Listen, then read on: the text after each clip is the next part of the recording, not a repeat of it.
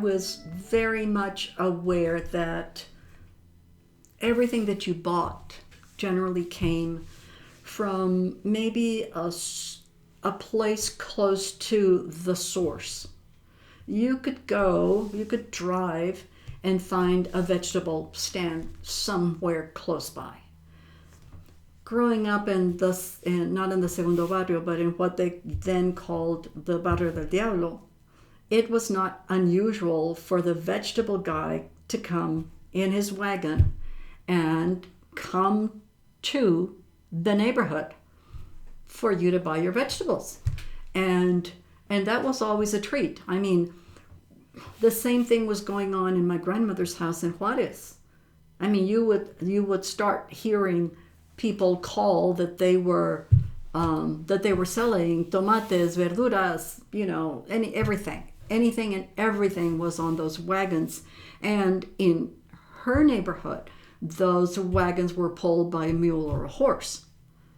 In the neighborhood where I grew up, it was generally a little pickup truck where you raised the flaps and you had all these vegetables to choose from. Like I said, my mother didn't drive, so we had to depend on the grocery stores and such that were close by, or make those trips to Juarez for our hunting and gathering expeditions. Sadly, in the time that I have lived here and I have been aware of how things change, we used to drive to Las Cruces, to Mesilla, for example, and everything on one side of the road was farmland. Both sides of the roads were farmland, particularly corn. And now it's buildings. And now it's buildings going all the way into Mesilla.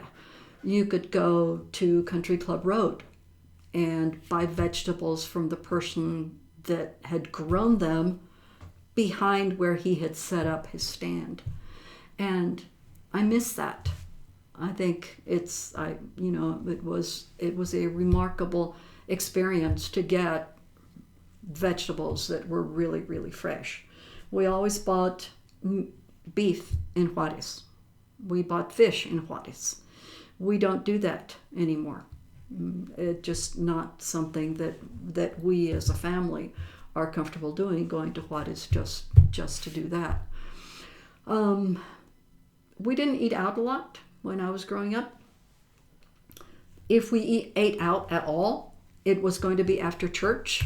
Church usually let out about 12:30, 12:45, and sometimes people would get together, and the standard places we would go eat would be cafeterias. We would go to Luby's or to Wyatt's at that point. There was another one close to our house called Parkins Cafeteria in Clardy Fox, which would have been the closest one that we had to where we lived. So we did that. If we wanted Chinese food, we went to Juarez. We went to Shangri-la, or we wanted to one of the other well-known restaurants on Avenida Hermanos Escobar. And so my father loved Chinese food. So he didn't drive a lot. You got to remember that I wasn't born until my father was 56 or 57 years old. So by the time I was old enough to drive, he was happy for me to drive. And so we would go to Juarez on a Sunday to eat Chinese food or to go to Julio's Café Corona. Those were the two. If we wanted Mexican food in Juarez, we went to Julio's Café Corona. And if we wanted Chinese food, then we would, chances are we would go to those two places.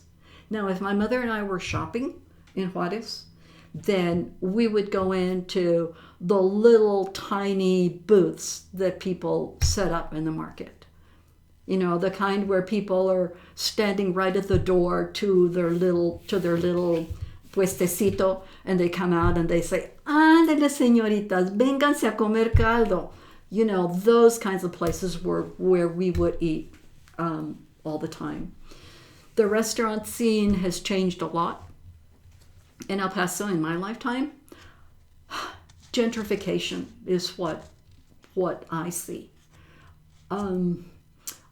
Most of the restaurants that you saw in my growing up years were local restaurants. A lot of Mexican restaurants, a couple or two Indian restaurants, some German restaurants. You didn't have a chain fast food restaurant everywhere you looked. I mean, you really can't drive anywhere here without seeing the gentrification that has happened in the food scene in El Paso, in my mind. You still have some long-standing Mexican restaurants like Leo's. Pancho's disappeared, which was another favorite of a lot of people. But things have changed. I mean, we loved Jackson's, for example, and Jackson's was around for a long time, and then it went away. So what else can I tell you? When we eat out these days, we are as likely to wind up at Ruli's International Kitchen as anywhere else. I mean, it's close to home. The food is always good.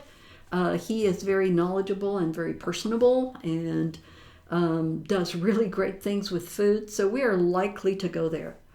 If we want like a real fancy meal, we graduated from Ardovino's pizza parlor on Cincinnati Street, which was a mainstay for a long time for us because we lived close by, to Ardovino's Desert Crossing, which is a product of that same family.